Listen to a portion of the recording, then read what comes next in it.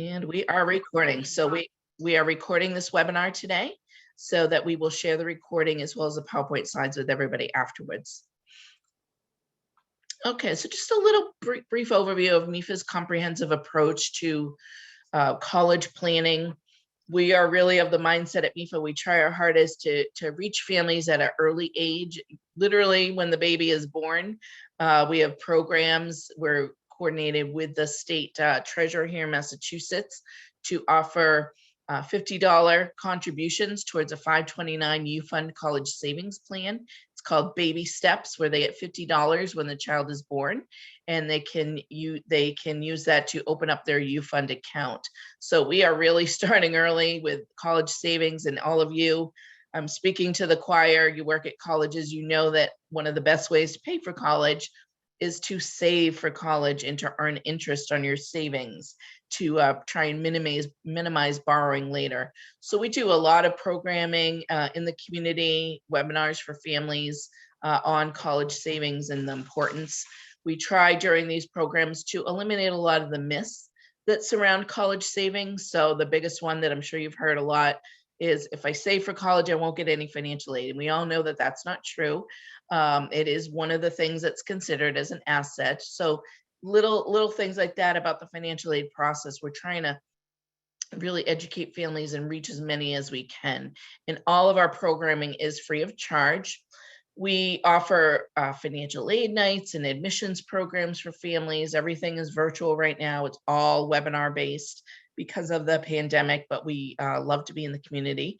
When it's safe to do so, we'll be back out there. And we also offer, as part of the MEFA Institute, training for school counselors at the high school level, but also counselors in the admissions offices, counselors in financial aid offices that might need help. We are going to be offering probably the last week of August. I'll be emailing all of you the invitation to send to your admissions folks. We offer an enrollment training each year on financial aid for new admissions counselors or any admissions counselors that want to refresh and learn a little bit more about financial aid before they hit the road in the fall. So that's one of many programs that we'll be doing. So we'll be sending you invitations about that to forward on to your admissions colleagues so that they can get some great training before they hit the road. And we're also creating a lot of educational opportunities that are still to be unveiled. I just got off a meeting with a great guest presenter that will be unveiling later this summer. So keep an eye out on your emails from MEFA for that.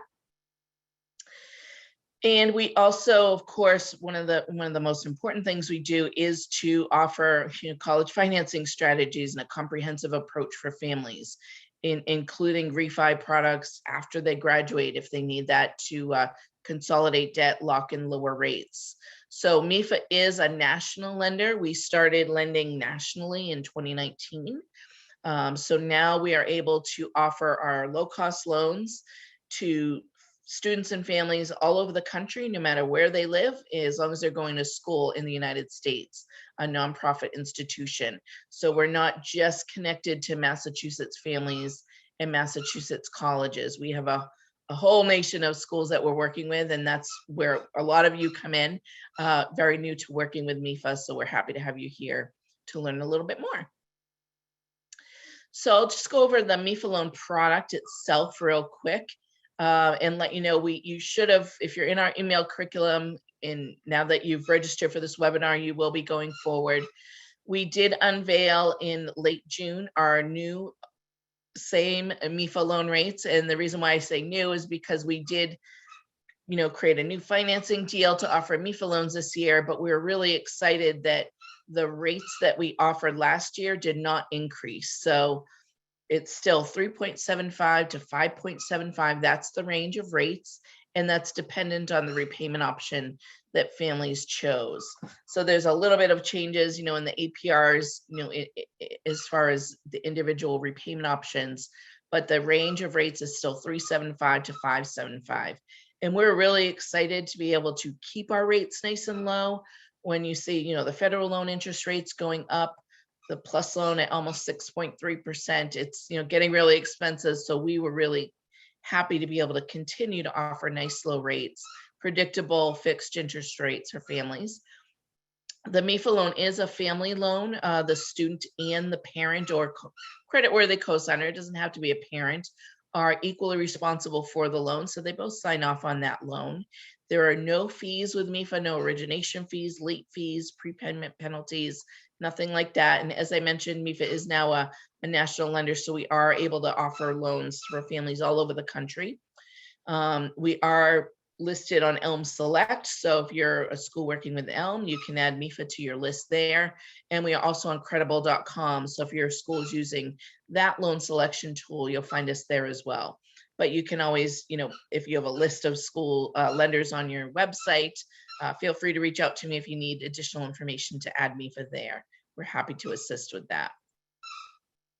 So I want to show you real quick before we get into the processing piece, MEFA's loan payment calculator, and I'll do a quick demo for you because I use this almost every day with families that I'm talking to.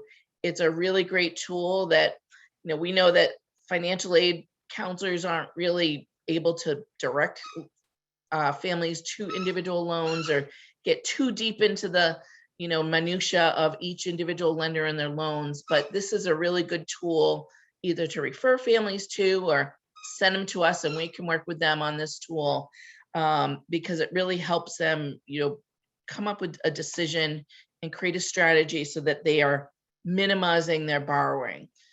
So I'm going to put in 20,000 since that seems like a pretty common number that families are looking at. And I'll use our excellent credit score so you can see our lowest rates here and calculate. So when I'm working with families, we'll start with what they owe the college and then kind of work back from there. So I'll show them, what is the, worst case scenario if you borrowed all of what you owe. So we like to point out what that monthly payment will be. And you can see on the third row here, the total cost of the loan. That's something that we feel is very important to show families right up front so that they know, okay, you're borrowing 20,000, but if you're deferring the loan, which is the fourth row over, it's going to cost you maybe 30,000 if you make minimum payments for those 15 years. We want them to know that up front.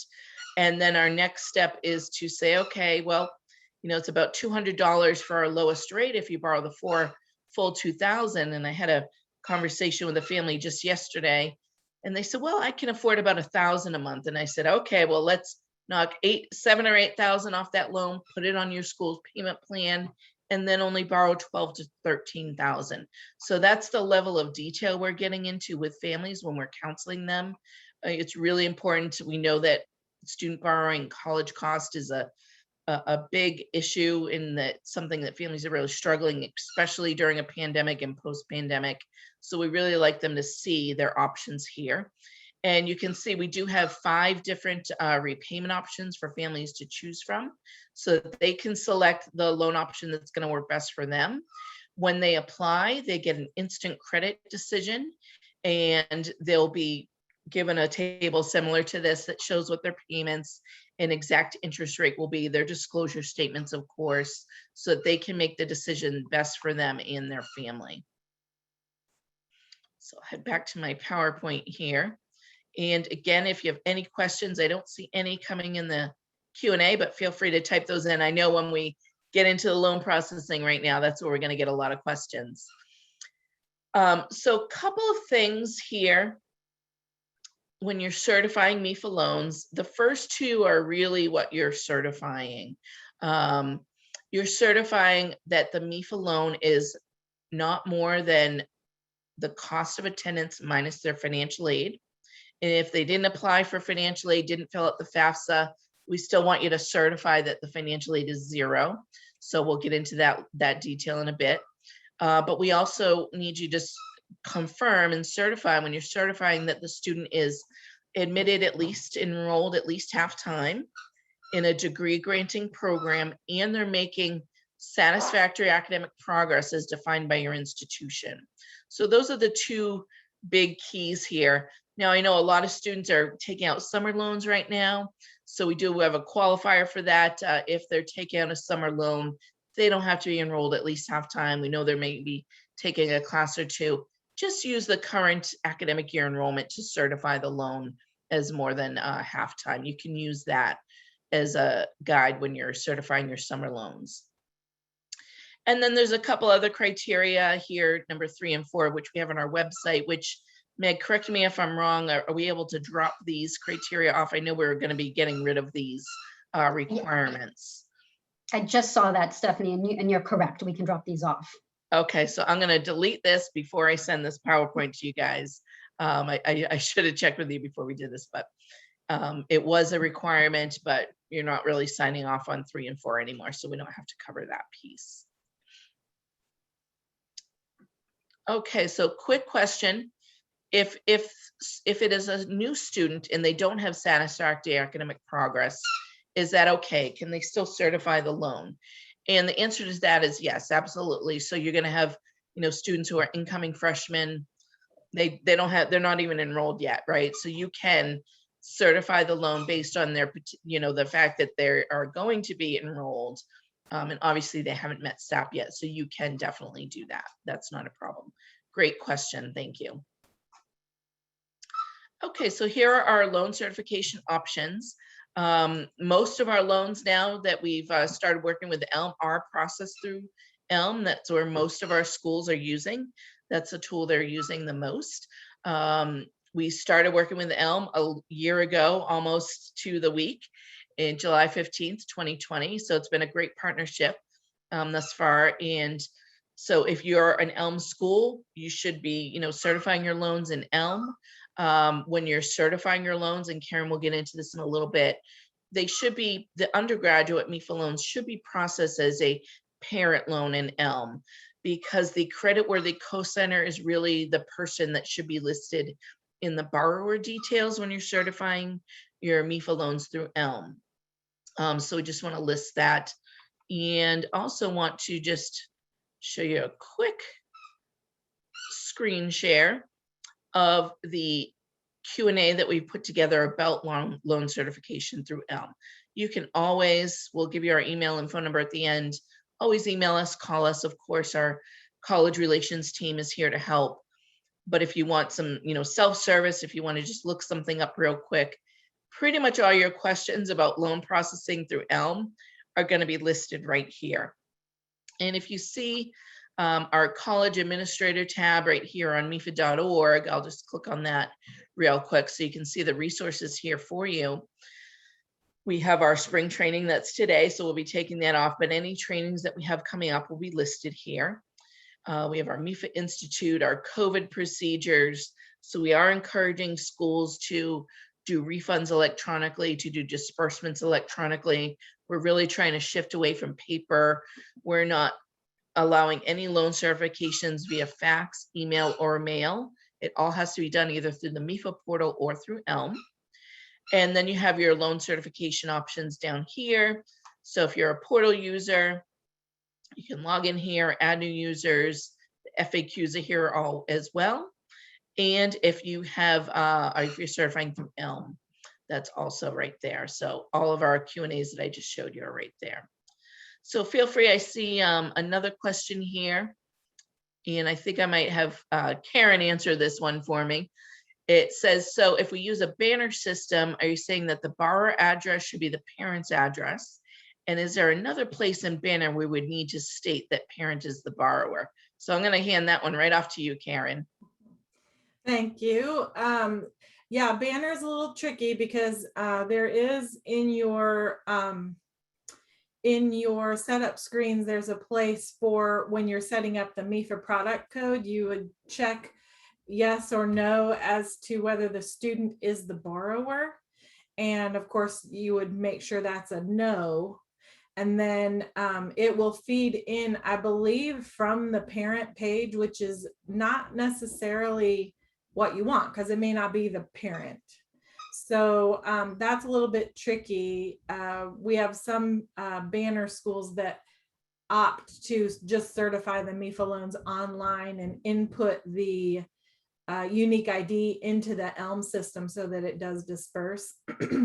But yeah, it's not necessarily the parent, don't forget, it is a different borrower though. So that's a little bit tricky. But yeah, you would definitely put that box that says the student is not the borrower. Great, thank you, Karen. And feel free, folks, if you have any questions, to just type those in the Q&A, because everybody is on mute. Okay, so in addition to ELM, of course, we have our good old MEFA Loan portal that we've had since, the beginning of time, it seems, and it's been enhanced and updated and improved throughout the years. And Meg has been a critical piece in getting that up and running, and just listening to the colleges we're working with and making sure the portal is really exact to what you find most useful. And it's user-friendly based on your feedback. So if you have any feedback about any of this, feel free to give it to us, email us, or give us a call. But to create an account, you can go right on the college administrator page where it says add new schools or users. And there's an online form you fill out. We receive it by email and we'll set you up. If you have somebody who has left the school, there's also an update user status form that you can fill out so that we know to deactivate that person. We do want to make sure that we're on top of those as well. And of course, we strongly recommend that you set up your school with EFT disbursements. It's not a requirement. We're happy to send a check, but you're going to get your disbursement the day it's sent out. You're not going to have to wait a week for mail delays or maybe longer. So we do encourage that, as well as EFT disbursements. So all of those forms and links to those forms are on the college administrator page. So you can find that there, as well as the wire transfer form. Okay, so quick, I'm gonna, turn this over to Meg and Karen in a second, but loan reductions and refunds. Meg, do you want to go through this? Because I know you deal with the loan refunds a lot, and I think you have some good feedback about loan refunds. Sounds good. Yes. So we want families in school to know that MEFA always accepts refunds. So you can always send funds back to MEFA to apply to the family's loan. And of course, if possible, you can reduce it before it disperses. So that way you don't have to actually, send a check or process a refund. As Stephanie mentioned, just like for disbursements, it's great to be able to send refunds electronically. If you certify in the MEFA portal, you can either, for a refund, you can send a paper check, or you can send an electronic refund to MEFA with a transmittal. And if you certify through ELM and you receive the funds through the NDN, you can return funds to the NDN. We process refunds on Wednesdays. So, sometimes if you're processing or sending a refund through the NDN, we'd ask that you wait, a week before, trying to send it again or to check up on it. And then there is the address at the bottom. If you want to send, if you're sending a refund for loans that disperse through the portal, you can send it to our 60 State Street address. Great, thank you, Meg. When the pandemic first started, we had very few people going into the office, except maybe once a week to check the mail. So we're still working remotely at MEFA, and but we do have folks, going into the office regularly to check for those loan refunds and process the paper checks that we're receiving. So thank you, Meg. Okay. So I'm going to answer the first two questions, and then I'm going to turn it over to Karen for her assistance in processing through ELM. So these top two questions are the most common that we've gotten in the last couple of months. We wanted to highlight those. Can MEFA loans be used for a past due balance? And the answer to that is yes, but we do require that the loan is for the current academic year and that the student be currently enrolled. So, obviously if it's summertime and they're paying a spring loan, they're going to make sure they're enrolled for the fall, or going to be enrolled for the fall. That's really important that we make sure that we're not, putting loans on students who have dropped out. We don't want to add to their debt. And if they're not going to be enrolling, we want to really help with the borrower debt and debt management. So that's really important piece of it. But yes, absolutely, MEFA loans can be used for past due balances. And the one thing with past due balances when you're certifying the MEFA loan is that it does need to disperse within the certified loan period. So right now it's July. If you had a student who owed for their summer loan that was May through July, and it became August 1st in a couple weeks, then you'd have to certify it May through August so we could disperse it. So that's just one little thing that we've come across where we've gotten a lot of questions about it. And I mentioned this earlier, can MEFA loans be used for summer enrollment? And the answer to that is yes. If the student is not enrolled half-time during the summer, please use their academic year enrollment to certify the loan so that they're enrolled at least half-time when you certify it, because it will error out and it will delay the process if it's certified in ELM less than half-time. So here I am going to turn this over to you, Karen, if that's okay, so that you can answer and just address some of these common questions that we get regarding ELM processing. Sure, of course. So I think we already answered the should schools be processing MEFA loans as student loans or parent sponsor loans?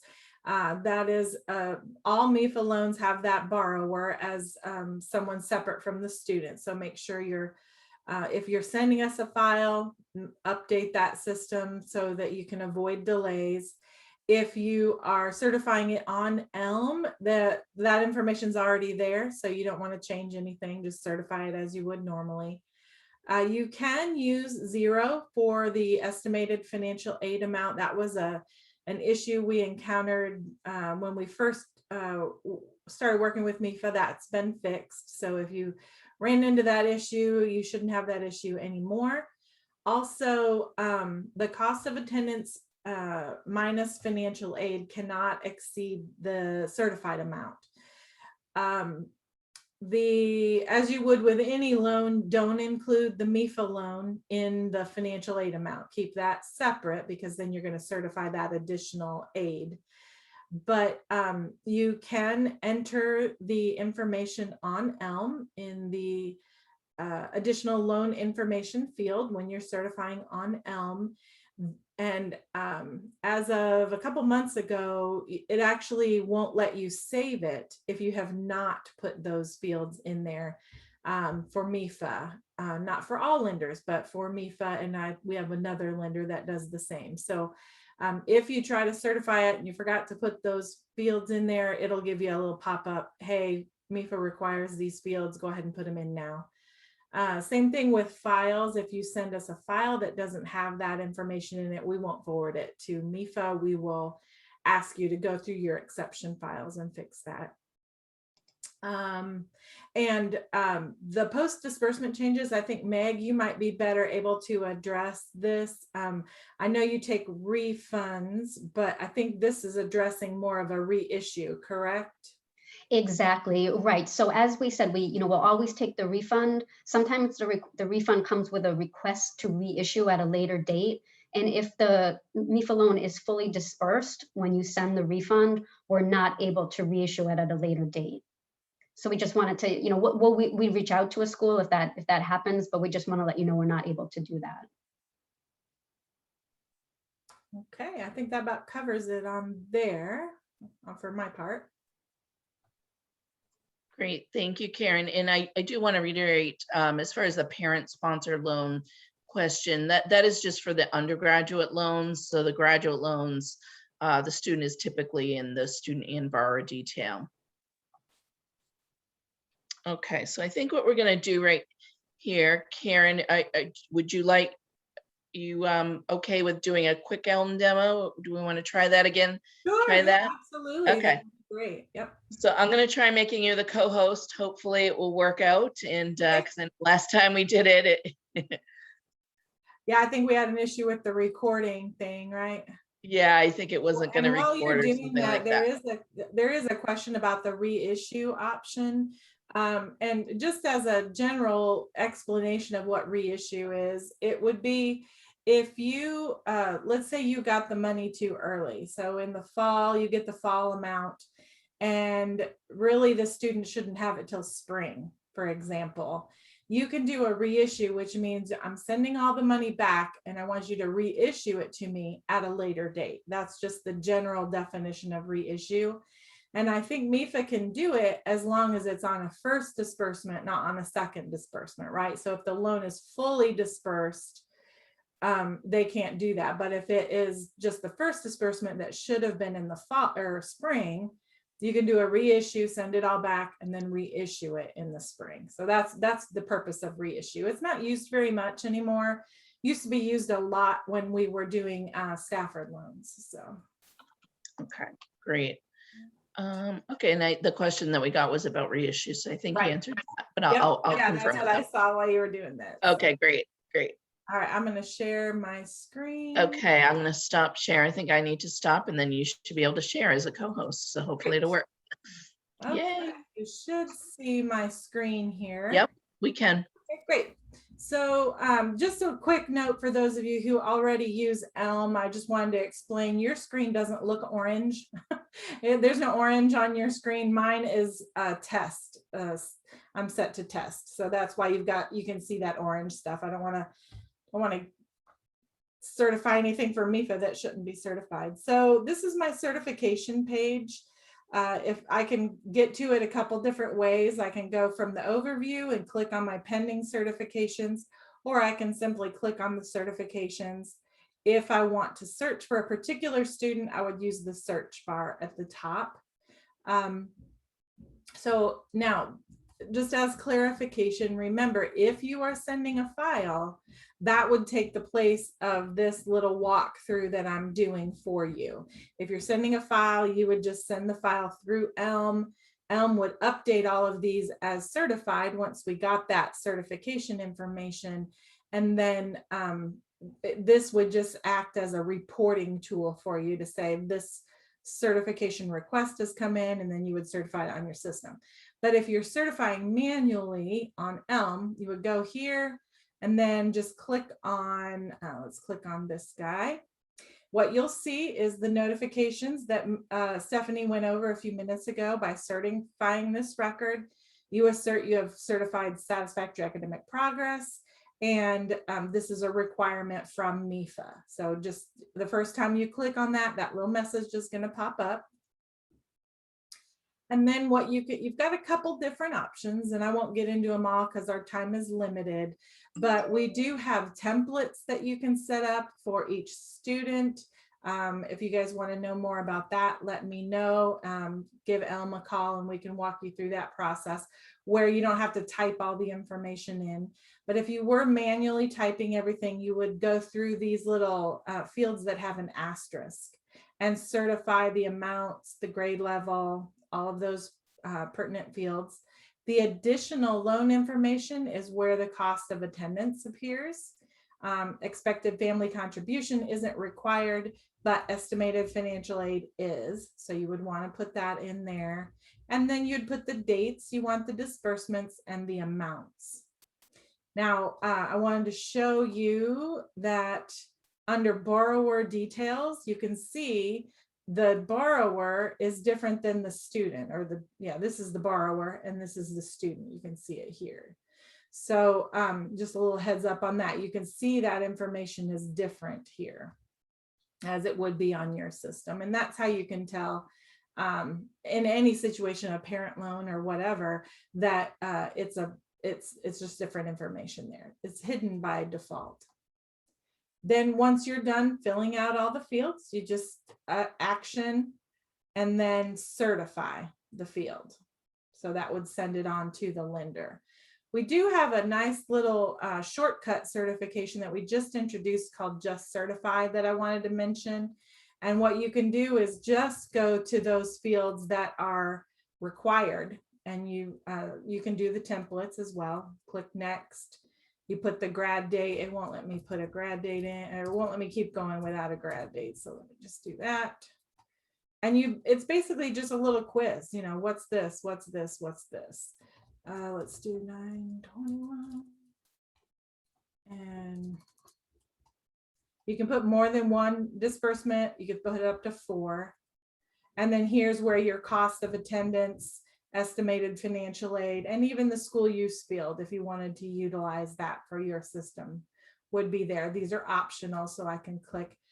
Again, though, if you were certifying a MEFA loan, if you didn't fill those out and then you went to click certify, it would give you an error and say, hey, go back and fill this out. So All right, so that's kind of it in a nutshell as far as certification. If you guys, if your team at your school needs more information, just reach out to the NSC and we can schedule a full-blown training for you, and we'd be happy to do that. So I think that's it. Do we have anything that I missed, or any questions you think I should address right here? There's no questions in the Q&A. Okay. So I think we're in good shape. Okay. All righty. So I am gonna turn it over to Meg now, and she's not gonna log into the MEFA portal, but we're just gonna give she's gonna give a brief overview of the MEFA portal.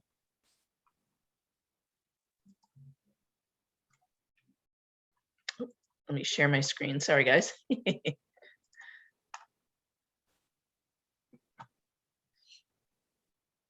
here we go.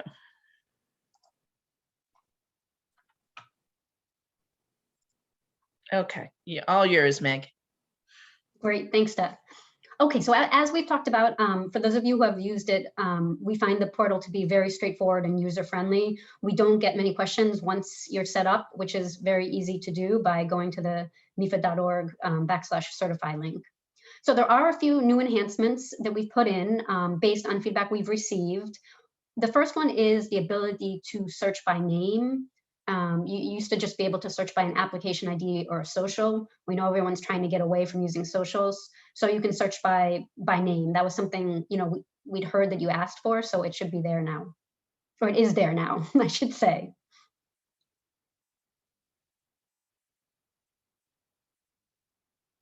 Sorry, Meg. I just want to mention that's one of my favorite enhancements. Okay. So then this is a view of the certified loans page. So this, once you log in and you click on certified loans, this would be a list of all the loans you have ready to certify. You can certify right from this page by clicking on the left column, the loans that you want to certify. And you have the ability here to pre-fill information across, you know, as many certifications as you'd like, such as you'll see up at the top, the loan period, cost of attendance, and disbursement dates. So you can pre-fill that and then certify a bunch at once. One other change on this page, in the second column, the cancel column, there used to be a red X, and that was how you would cancel the loan. And we got a lot of questions about why that red X was there. It was a little confusing. So now the box clearly is labeled cancel, and you could click on that if you want to cancel a loan. So then if we go to the next slide, this would be the detail that you see if you click on the student's name from the last page of the certified loan page. So now you can see a little more details. You can open the different sections on the screen to get more information. But basically, if you want to certify loans one by one, you can put all the information right in here. One change here is that now the enrollment status is here. That didn't used to be present in the portal, but you know, we've put it in to match ELM. And you know, I think Stephanie mentioned earlier, we do get the question this time of year, what to put for enrollment status if it's a summer loan, and you can use the enrollment status based on the current academic year, even if they're less than half time for the summer. And then, you know, very similar to ELM, you can, you know, add disbursements, you can select the different dates, and then you would go ahead and click continue. And you would certify. Right, I didn't know if on the next screen we put the, you know, what you're certifying to, but Stephanie went over that earlier on. You know, you'd get the screen certifying that you're enrolled at least half time in a degree program meeting SAP, and then you would hit submit, and the cert would go through. So that's the portal in a nutshell. And you know, as always, any feedback you have or future enhancements you'd like to see, we'd love to hear from you. Yes, and we're happy to do trainings, or if you have a quick question. At this point, I do want to open it up for Q&A. If folks have any questions, feel free to type those in the chat feature while we wrap up. So here's our contact information. So MEFA, you just call us at 449-MEFA 6332, and for college administrators, you'll be option 1. and then option 1 once you hit option 1. So 1-1, you're first in line in our queue, and that will bring you right to, first it will come to Doreen and I, who are the first points of contact at MEFA for colleges, but we have a whole team of folks at MEFA who can assist. And sometimes we need to tap into Meg's expertise for help as well. And we also have MEFA Certify at MEFA.org. Of course, you can email me personally, that's not a problem. But we do have most of it go through MEFA Certify at MEFA.org so that we can manage it as a team and make sure everything's getting answered in a timely fashion, working with our loan origination partners to process loans. Some of the things that we've talked about today, especially with ELM, making sure that you process as a parent loan, for example, or things like that, don't process more than cost minus aid. Those things, if you do that, will show an error, and it will error out and it will pause the processing. So we're constantly working with colleges. If you forget to put in estimated financial aid or something like that, we're always working with schools through this email to resolve little things like that just to speed up the processing and clear loans that might be stuck because of some sort of processing error. So happy to work with you guys, and here's our website right here. And then I'll let Karen talk about ELM, but their phone number, email, website is also right here. So I'll just let Karen wrap up as far as contacting ELM. Yep, happy to help. If you need training, any issues that you see, we do work pretty closely with our lenders.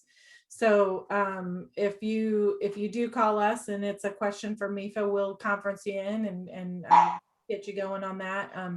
But happy to, anything you need, just let us know. You do have a question there, Stephanie. I just want to let you know so we didn't miss that. Yep, I see it. I'm waiting for my dog to stop barking. Oh gosh. He's being very barky right now for some reason. Usually he's not that bad. So sorry about that, folks. But one of the questions is, what should you put for anticipated graduation date if the student is not matriculated? And I guess that would be for the portal and for ELM, right? So that should be, you can estimate the anticipated graduation date, I'm assuming this is for an incoming freshman that they're referring to, but I don't know, Meg or Karen, if you have anything to add to that. You can, if it's a freshman, you can just estimate out 4 years, and you can always update the graduation date if needed. We can do that if they, go on to a 5th or 6th year or something like that. Yeah, that's a lender requirement. So Meg, I think you'd be better to answer that. Right. So yeah, I think as Stephanie said, if it's a case of an incoming freshman, do the estimate. I mean, being enrolled at least half time in a degree program is one of the MEFA requirements. So if if that's not being met, then we wouldn't want you to certify it. But I think this was more related to maybe the incoming freshman situation. Does that help? Yep, I think so. Yep. And so we're getting a few comments, just folks thanking us for the training. It's been great. So we appreciate that feedback, but we're just going to leave it open just another few seconds to see if anybody else has any Q&A. And while I just leave it open, I do want to thank Karen. This is our 3rd and last training of the season. And I feel like all of these trainings have been really great. And, our partnership with ELM, it took a while to get us up and running on ELM, but we finally pulled the trigger last summer. And it was a really, great decision, especially being a national lender now. It's really helped schools being able to process the way they are set up to process all their private loans. So it's just becoming a, even stronger relationship as the months go by. And thank you, Karen, for helping us with these. So, and she also helped us last fall, I should mention, when we were really, really green working with ELM and had a lot of schools that had questions. We did some trainings like this. So, all right. Well, I don't see any other questions coming in. I just see, some comments about the training being helpful. So I want to thank everybody for joining us today. And of course, thanking, my co-hosts, Karen and Meg. And we will send this PowerPoint as well as a copy, a link to the recording, so that for folks who did register but weren't able to make it, we'll send it to everybody who registered. But feel free, folks, to get in touch with us. We'll be in touch throughout the summer. And we want to thank you for joining us today, and looking forward to working with you, and have a great summer if we don't talk to you. Thank you. Thank you all. Thanks, guys. Have a great summer.